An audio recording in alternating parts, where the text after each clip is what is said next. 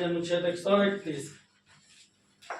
देख, अनुच्छेद 131 का कहता है कि सर्वोच्च न्यायालय को केंद्र और राज्यों के बीच या राज्यों के आपसी विवादों को सीधे सुनने का मूल क्षेत्राधिकार देता है। तो मतलब भाई कि मान ले कोई दू गो राज्य आपस में झगड़ा की लेगा, हो सकेला। मान ले कोई एगो केंद्र शासित प्रदेश एगो राज्य अपना में कोनो बात खातिर झगड़ल बा, कोनो बात खातिर झगड़ा हो सकेला दूगो राज्य में। जैसे आपसी नदी कोनो क्षेत्र से निकलल बा तो नदी के पानी खातिर क्षेत्र खातिर झगड़ा होला। जैसे हमनी के कर्नाटक आंध्र प्रदेश लड़ेला, 2-3 गो राज्य अपना में विवादित था कुछ नदियों के लेके। तो इस सबके निपटारा के करी सर्वोच्च न्यायालय करी इस अनुच्छेद के तहत 131 के तहत। लेकिन कुछ चीज अपवाद बा छोड़ के। जैसे का अपवाद बा कि मान ले वित्त आयोग के का काम है। वित्त आयोग के काम है कौन राज्य में कितना पैसा देवे के बा। अगर मान लो कि कोनो कारण से बिहार के ज्यादा पैसा मिलल, अगर झारखंड के कम पैसा मिलल, तो ई मामला खातिर तू जाके केस ना कर दू। काहे बिहार के मिलता 200 करोड़, हमारा झारखंड के मिलल 50 करोड़, तब तो ऐसे करी तो कोई राज्य के पैसा केंद्र सरकार देवे ना करी। यानी कुछ मामलों में अपवाद बा, उ आर्टिकल के तहत तू सुप्रीम या सर्वोच्च न्यायालय में ना जी। तो मान ले कि झारखंड के मिल गई 50 करोड़, बिहार के मिल गई 100 करोड़, तब तो झारखंड वाला मुख्यमंत्री चल जी सर्वोच्च न्यायालय। केंद्र सरकार हमरा साथे ना इंसाफी की लेबा, हमरा पैसा कम दे लेबा, तो ई मामला में ना जाए। बाकी जितने भी मामले हैं, अगर केंद्र सरकार और राज्य सरकार या राज्यों के आपसी विवाद, कोई दो राज्य आपस में अगर कोई बात खातिर उनमें झगड़ा हो गई बा या कुछ खातिर अधिकार बा, तो सब कहाँ जाए? सर्वोच्च न्यायालय में जाए, ओकर निपटारा हो जी।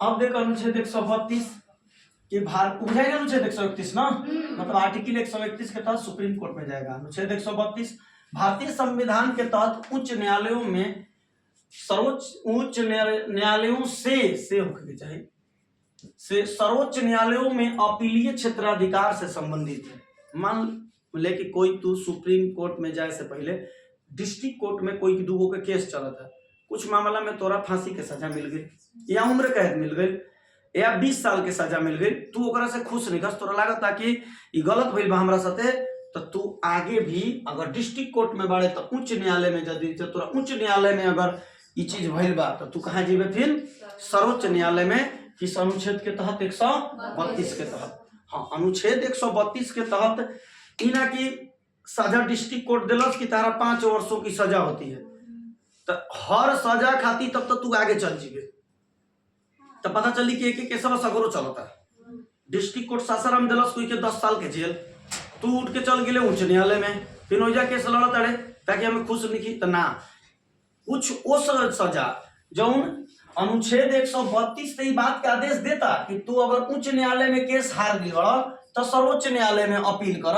लेकिन उच्च न्यायालय अनुच्छेद 134A, हम देख बोर्ड पर आज नहीं लिखे अनुच्छेद 134 से 134 के बाद आई 134 से कोर्ट खुद कही, अगर कोर्ट कहता तबे जीव, हर बार ना जीव कि तू हरा मिलल बा 10 साल के सजा अगर सासाराम कोर्ट में, तेकर मतलब कि तू चल जीव फिर पटना हाई कोर्ट में ना।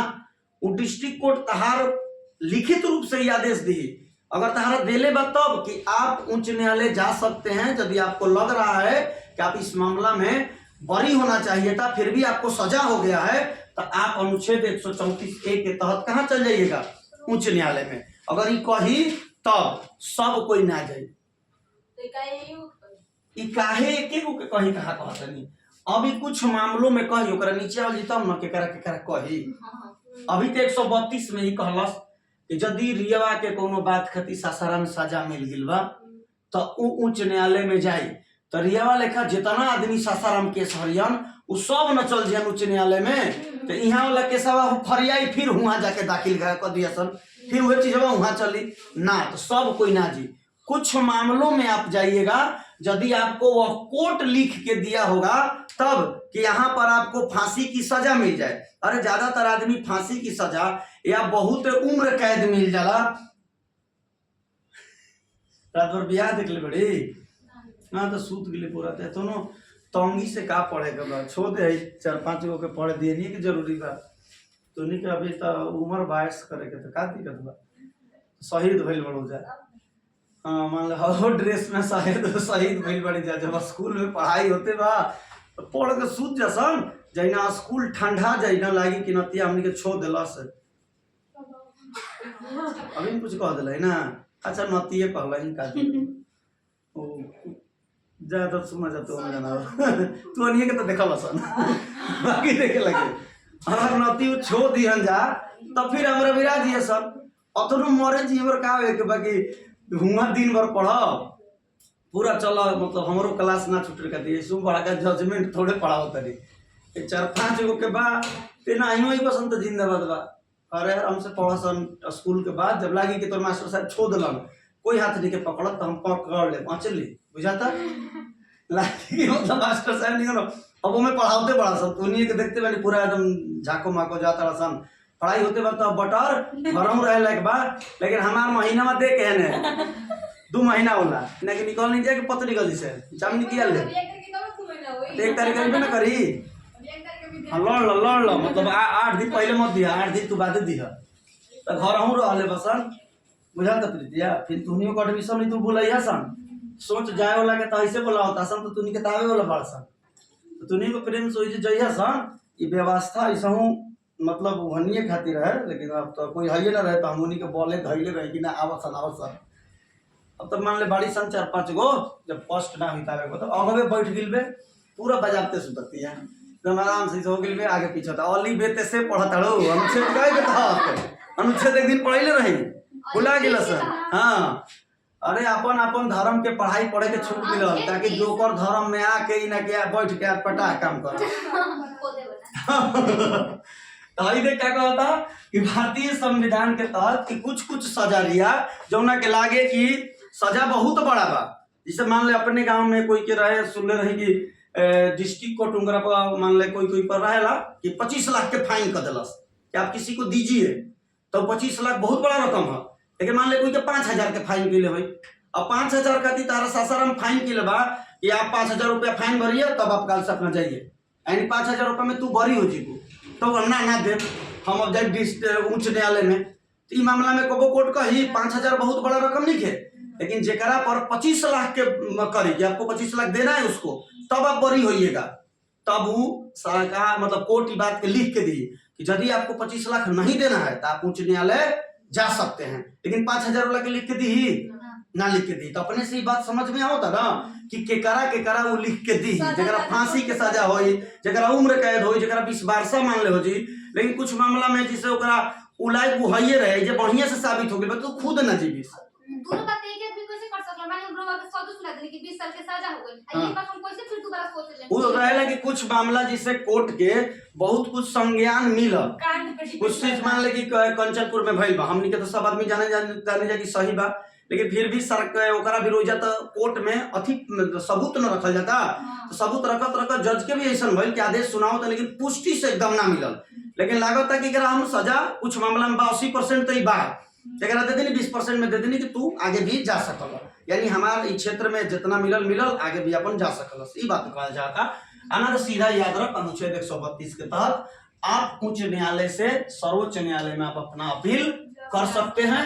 हाँ लेकिन हमें कहेला कि हम आदेश दे तब अनुच्छेद 134A के प्रयोग करके अब अनुच्छेद 133 134 एकरे दूगो भाग है एगो होला दीवानी मामला एगो होला आपराधिक मामला। दीवानी मामला केकरा कहल जाला दीवानी मतलब दीवाना नहीं के भइल दीवानी मामला होला हाँ जमीन उमीन के मामला के दीवानी मामला देखबे हाँ देखो को वकील होलन ठीक कहली मैडम के पापा दीवानी मामला के ही वकील हवन यानी वो जमीन उमीन के वकील हवन जिसे गांव घर में देखबे कोई ठेकेदार गली नली बनावे आइल बा अब गली के ओकरा नक्शा सही तो जैसे मिलल कैसे बनाए भाई जाए तब प्रेजेंट में कहता कि ना हमारे महीना भाई हल्का सा हम आए जा ई मामला में कोई झगड़ा झंझट हुई तो सब दीवानी मामला में केस लिखाई।